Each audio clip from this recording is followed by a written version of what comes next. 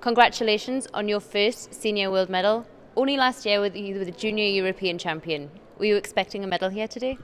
რა თქმა უნდა, როგორც ყველა სპორტსმენი, ფიქრობდა ყველა ძიუდოისტი გეგმავს ხოლმე მედალს და ჩემპიონობას, შეჯიბრებაზე მეც ისევ გეგმავდი და ვსურდა რომ ამეღო ნებისმიერი სინჯის медали.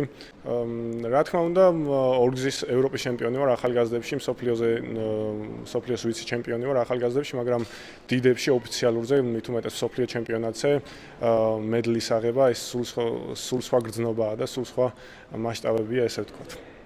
You beat an Olympic medalist, Gasimov, very early on in the day. Was this a good sign for you to go to the final block? ჩემთვის ყველა შეხვედრა განსაკუთრებულია. გამოყოთ გასიმოვთან შეხვედრა, ის ძალიან ძლიერი ძიუდოისტია. და რასაც გეგმავდი, რა თქმა უნდა,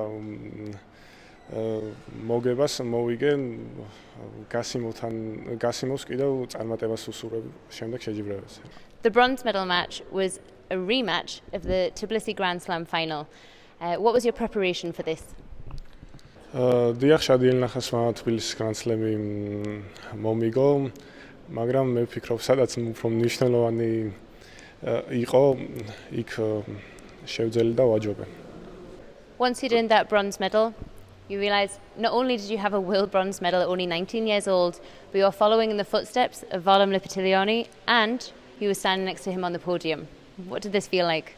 რა თქმა უნდა, ვარლამ ლიპარტელიანთან ძიუდოს ლეგენდასთან ასპარეზობად ძალიან დიდი мотиваცია იყო ჩემთვისაც, ძალიან დიდი სიხარული და მით უმეტეს მასთან ერთად კვარცხლბეკზე დგომა, ამაზე ხომ სიტყვები ზედმეტია უბრალოდ.